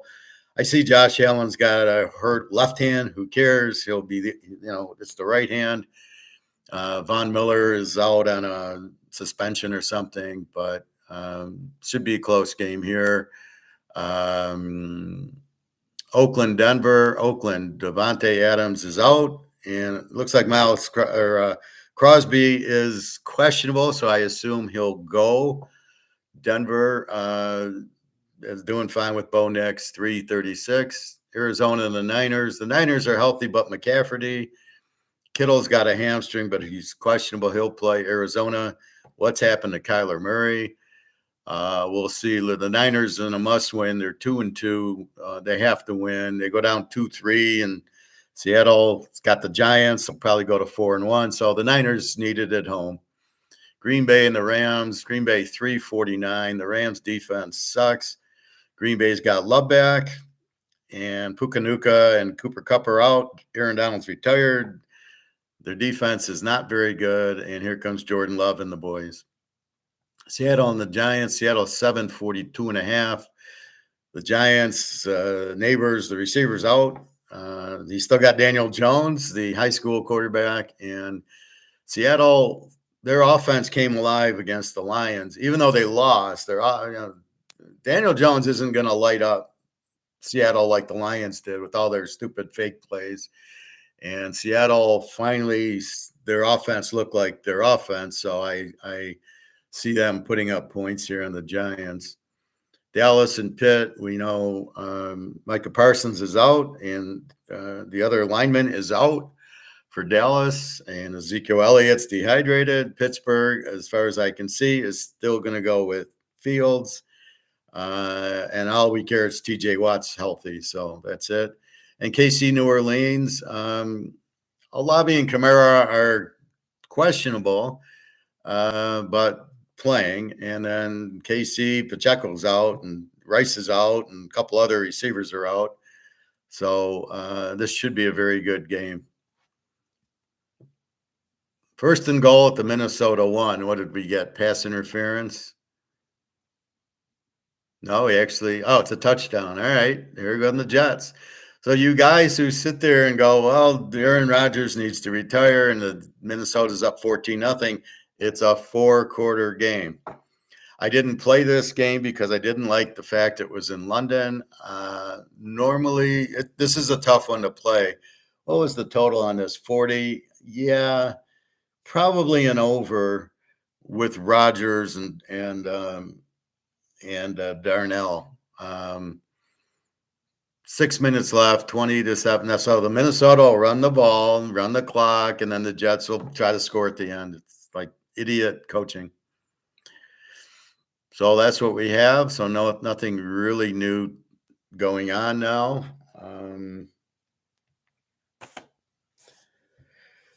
What else? So we looked at next week: Ohio State, Oregon, Oklahoma, Texas are the headliners. So I will be away. I'll still have access to email. So if you buy something or if you guys did what you did this morning, I'll send you the passwords. It's not a problem. I'll be on the airplane studying, so that's good. And that's about it. So good luck today. Questions, comments? I'm itching to do a 3-teamer, but I'm going to be disciplined. Well, gee, what you do is, like, I've given you 4 locks today. Play the 3 of the locks, but you play them smaller. So you got your bankroll and you do it. But yeah, I mean, especially with like I would have had Boise with Alabama over with my big pro lock, or with the Baltimore Cincy over, or it's not a lock, but it's the free play. So there's a lot of good plays today, which we've talked about.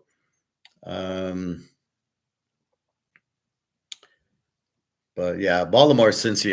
If that doesn't go over, I have no idea what to think, because Cincy's, the reason it's an over is Cincinnati with the 26 defense, and that they score a ton. So you got Burrow and Chase, and then you got no defense. And watching the Washington and the Carolina game, they both hit, one hit 70, one hit 65. Baltimore brings a wealth of offense, and Baltimore is not going to shut them down like they did against Buffalo. They're not playing Buffalo, and they're not at home. They are playing Joe Burrow. It's a whole different animal. This is the biggest problem people have. They see the game, and then they overreact to it. You see Ole Miss put up 100 points on Kent State, and they're going to put up 100 points here and there. And that's just, this is why we wait. Now we see Ole Miss lose to Kentucky. Then off the loss, they play South Carolina. And then we see Alabama, Georgia. Georgia is good off the loss. Alabama can't get up and loses to Vanderbilt. So now we got a good eye on Vanderbilt. We've got LSU playing a good game next week, or I think the week after. So you start now. Charlotte is now arrived. So the Charlotte in the beginning of the year, and the Charlotte now. Kansas is getting better. Arizona State's got a running back. Boise's got a running back. So this is why we wait. We bet on the teams we know: Ohio State, Oregon, Georgia, that we know in the beginning. It's the teams that now show us who they really are. In the pros, we see Caleb sucks. Now Charlotte with Dalton has made a change, right? Charlotte with Young sucks. We knew that, but now they changed Dalton. Well, wait, what's going to happen? We get the change. That's the whole point of it. We see the change. Some of the teams are fine. Denver, we got Bo Nix. Atlanta's using Cousins, but you want him to use Penix. That would be much better. What else? Carr's much better at New Orleans. Fields and will Russell Wilson ever get in the lineup? Green Bay with Love looks good. Stafford, again, lost his receivers. Nick, liking Seahawks, Green Bay over, and Cincy over 3-teamer as a small. Ride with me, G. There goes Nick. I taught him well. He wanted to do math formulas. I said, you can't do math formulas here. I don't know if you're doing a math formula, Nick, but it's so hard because of all the injuries and, backs against the wall and stuff like that. So Seahawks, Green Bay over, and Cincy over. Obviously, I like Cincy over. Let's see, Green Bay over. Yeah, well, you got a 29 defense on the Rams and a 22 on Green Bay. Stafford, yeah, could be high scoring. The Green Bay will score. That'll get you most of it. All of a sudden, Nick's there. So yeah, it's very hard to analytics or algorithms or whatever the hell you want to call it.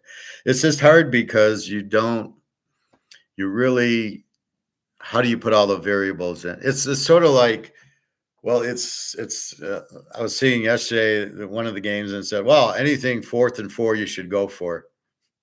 Oh, really? Oh, against which team? Oh, well, no, it's just a global thing. It's not against a certain team. You can do it against Alabama and Georgia. You're not going to make it. 4th and 4. Are you sure? And the announcers, oh, they should go for it. Fourth. Bullshit. You kick your field goals. You punt. You play defense. You play field position. It depends who you're playing and what the score is.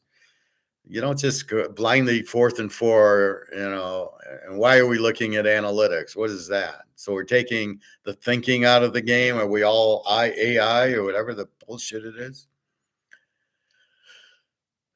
Let's finish the week strong. Yeah, well, we had a good, strong finish yesterday. Last week, I had a really good Sunday. Today, we'll see. We hope. We started off with Tampa. We have Tampa plus the 8.5. Some guy came on here and he says, well, Tampa lost. I'm the teaser king. That means we played teasers. That means I'm taking losers and turning them into winners. So I took the 2.5 and had 8.5 with Tampa. It wasn't a loser. So it amazes me when people jump on and don't quite understand. Teaser king means we play teasers, and the advantage of the teaser is it takes a 2 up to 8, which makes the bet so much easier, right? We didn't need it with Boise, but we almost did. We took a Boise was a 26 down to 20, and they were up 25, and then they scored late to get up 32, and they ended at 32. But if they would have scored a late touchdown, I'm a loser straight. But in a teaser, I knew I had won. But the teaser takes, Baltimore Cincy from 48.5 down to 42 or 42.5. So the odds on you winning that are greatly better than if like trying to get to 48. Well, like today's game, Minnesota minus 2.5. Who the fuck knows? The Jets in 8.5 have a better chance of winning than 2.5, right? So is it hard to find a second game? I got 4 locks. I got 4 locks going, so it's not hard to find a second game. The hard part is throwing out some of the games, not playing a certain game to play the other game. That's the hard part of this. Like in college, I did get lucky and I didn't play Virginia Tech over, and instead I played the Arizona State over. So that's really the hardest part of this. It's not hard to pick 10 games today. The hard part is going. The hard part is bailing out with the ones you think will lose. All right, so let's go there.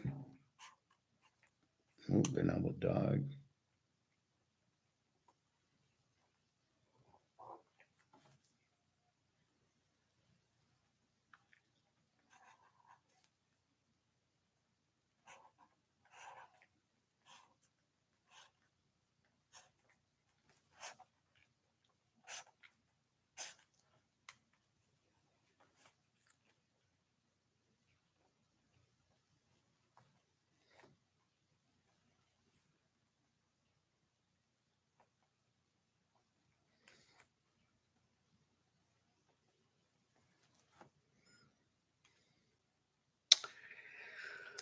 All right, so we got 20 minutes.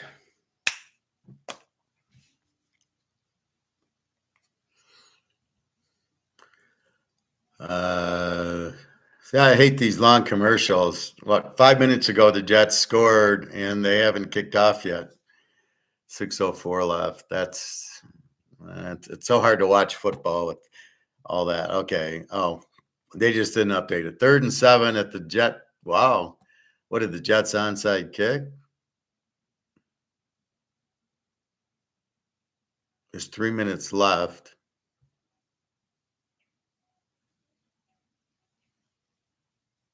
No. It's 2nd and 10 at the Jets 30. Okay.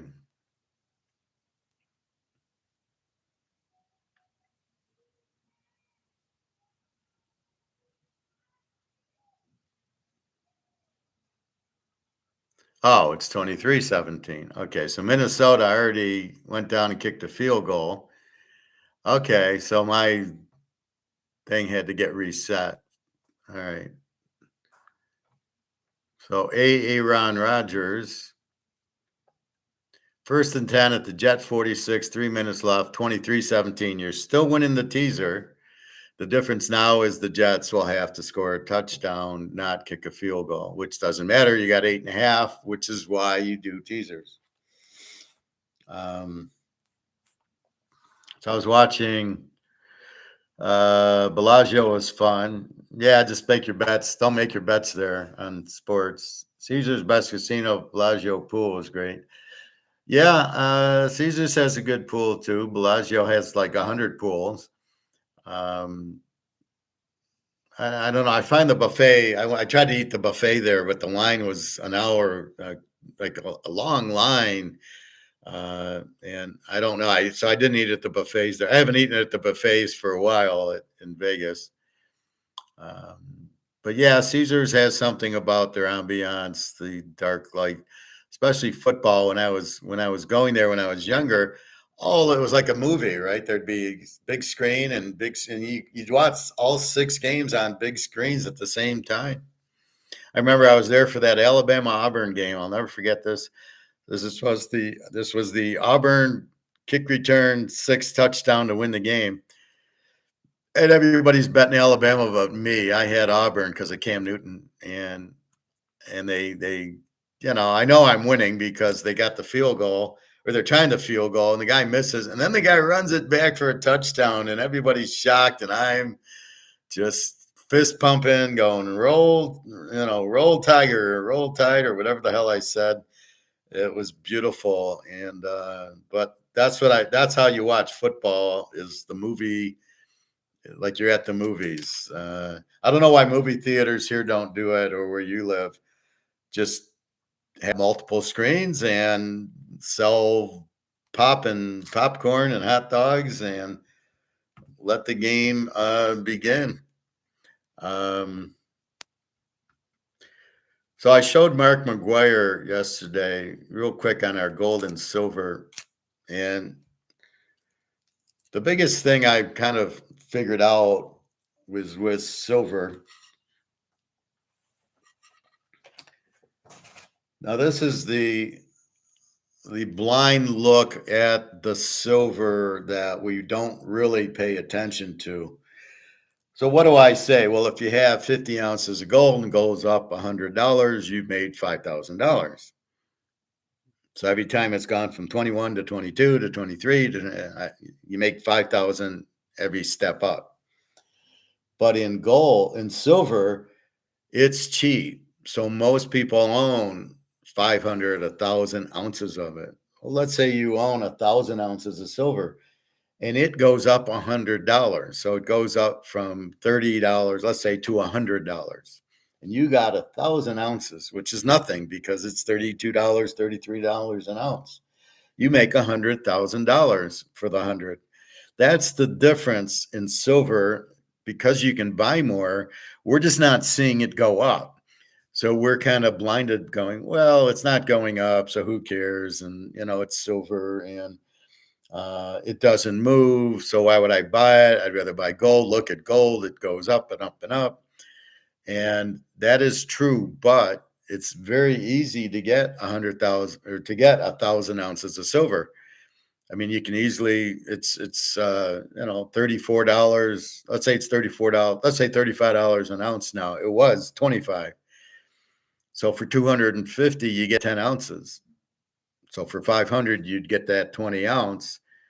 So for $500, you're getting 20 ounces. So you do that five times, you got 100 ounces. So it's easy to establish a lot of ounces in silver.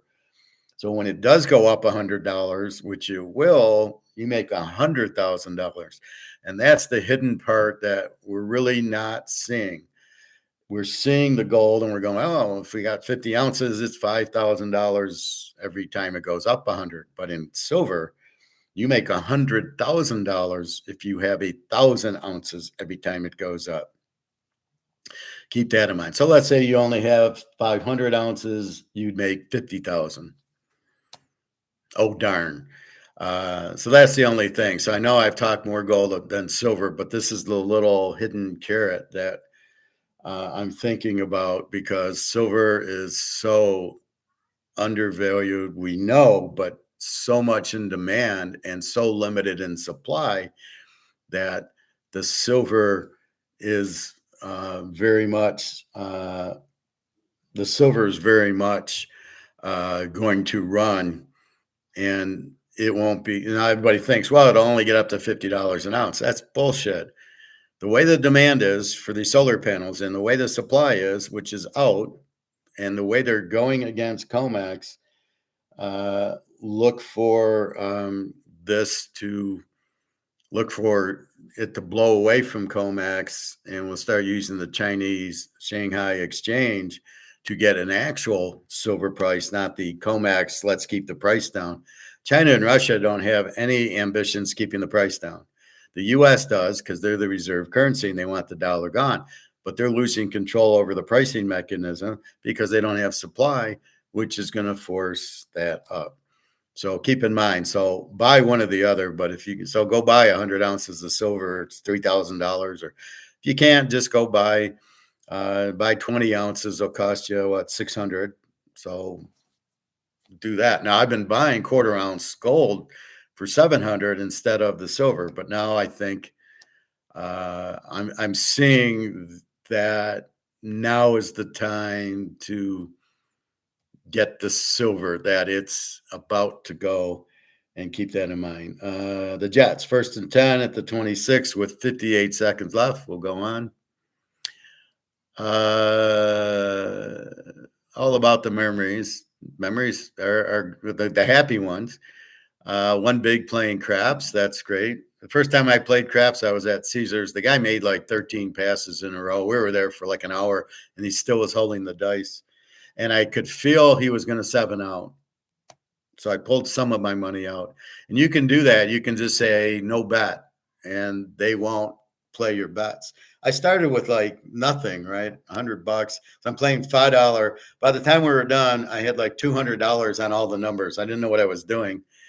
But now I would pull the 200 at all times. But that's good. You won big playing craps.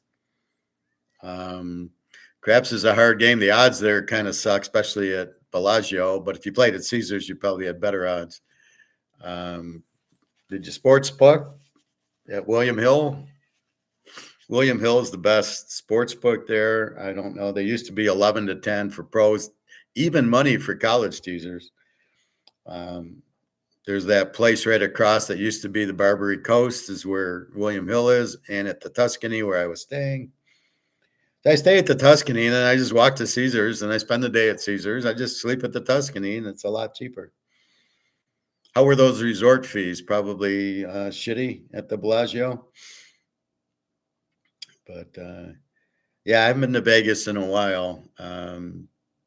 But I don't know if it's as good as it used to be, because you used to be able to get the good buffet and watch the games. And now it's like a pain in, like, they won't even let you watch the games. It's like $150 to sit where the football is on. You got to stand and watch it. It's just ridiculous.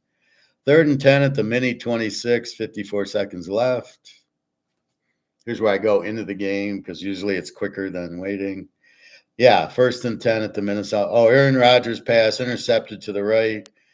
Game over. 1st and 10 at the mini 9. 23-17. In the teaser, you won the over, the under, and both teams. So this is why we play teasers. In a teaser, you win all 4 of the plays, right? In the regular game, you would have lost the Jets, and the over-under was 40, I think was 40. Yeah, it was dead on 40, maybe 41. So you would have pushed down the total, and you would have won with mini and lost with the Jets. In a teaser, you won all 4. That's why we bet teasers. Play a teaser on this game, you win. I was a little worried with the time change. Minnesota's rolling. I didn't really want to bet against them. I don't like to bet against the JETSs when Aaron Rodgers is playing and they're healthy. So good game, 23-17. That should be the final. They'll just take the knee, I assume. And 12:53. So that's your gold. I'll finish with Madoff as I like. So I was watching Bernie again, and I watch it for different things. And it's just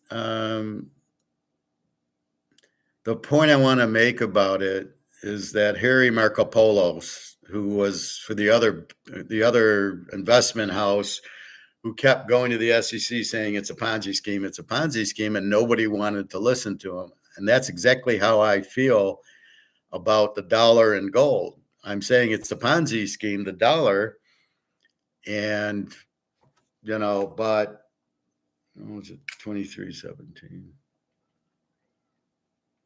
So I want to say it's a Ponzi scheme, and nobody wants to listen. Just like in the Madoff, he's telling everybody it's a Ponzi scheme. Nobody wants to listen. The SEC will not call it a Ponzi scheme because they're getting paid off by the Russian mafia. The Russian mafia doesn't want it to end. That's why Bernie said it was just me, because if they would have killed his family if he said the Russians were behind it, or that Pickhauer guy who drowned it in his pool. They couldn't get him involved. So nobody wants to hear. So all these people, they kept talking about the French guy who had all the Europe money tied up in it, and they kept saying it's a Ponzi scheme, and he wouldn't listen. And then he killed himself because he wouldn't listen, and he lost all his money. And I feel exactly like the guy. It's a Ponzi scheme. Get out of the dollar, buy your gold and silver. It's going to crash, and nobody will listen. And, it's when you're making money, as Nick is Luke's friend who's got $4 million in his 401k, but it's monopoly money, doesn't want to listen. This is the problem. When you're making money, why should I not? So if you're in Madoff and you're getting this 15% a year on the return for 10 years, for 20, some people win it since the mid 80s or early 90s. Here it's 2008. Why would I get out of it? I keep making this and it's great. Why would they get out of it? So that's the problem you're with the dollar. It's get out of the stock market, get out of the bank. Well, why should I? I've been making good money in Apple, and well, it's the same thing as Madoff. It's all toilet paper, but people won't listen.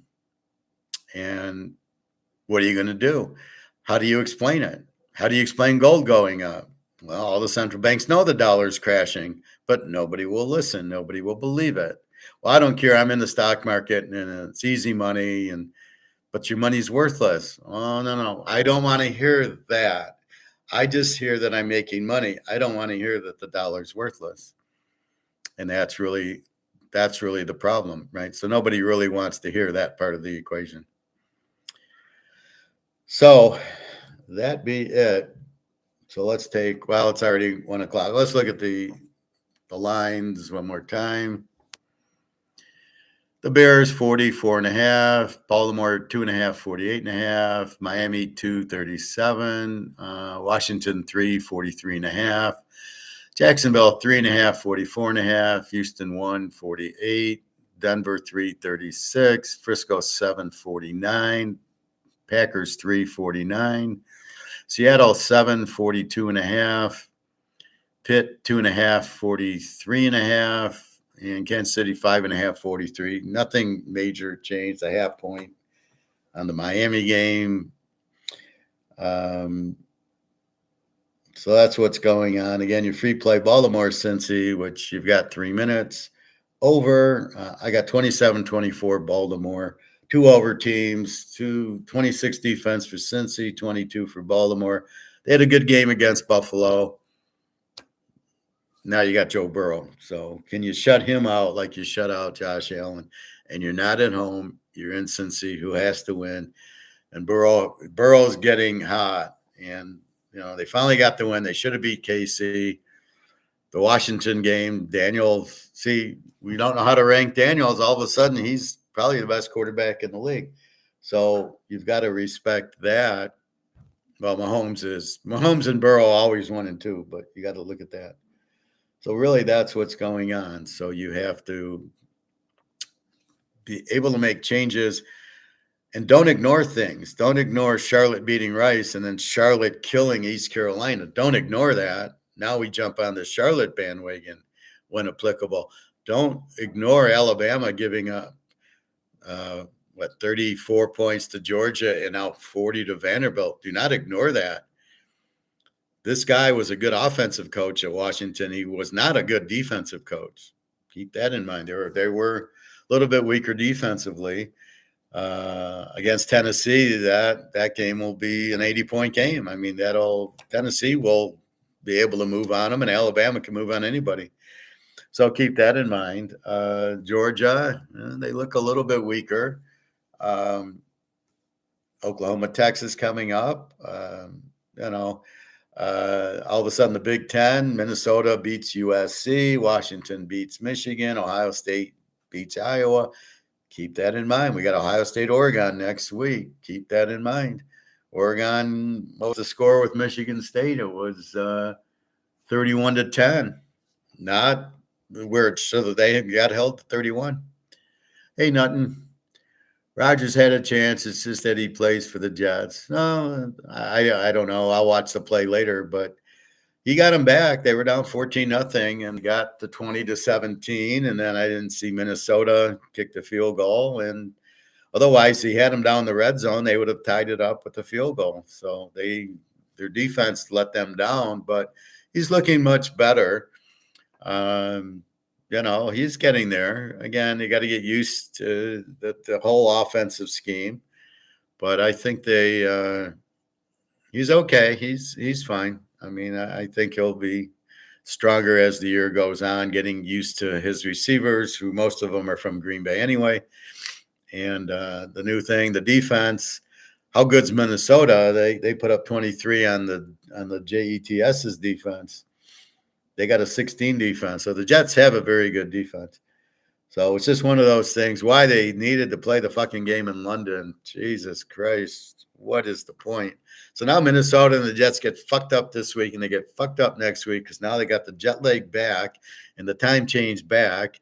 And believe me, when I go to Europe, it takes at least like 2 days, if not 3, to get like when I go there, it takes me at least 2 days. The first day you're out. The second day you're trying to recover. And then finally you start going to bed at midnight and waking up at 7 their time instead of your time. And that's what it is. So that's what you really need to see. But we'll see who they play next week. Maybe I think they're playing. They should be off, right? They used to go to London and get the week off to recover. Really stupid moves. I think it's another London game next week. Jacksonville probably. Anyway, but yeah, Aaron Rodgers they covered if you teased it. And again, this is teaser king. You add 6 points to your spread.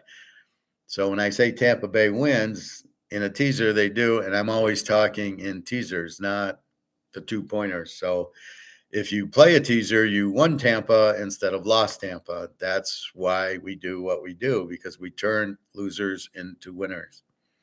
Anyway, back to Madoff.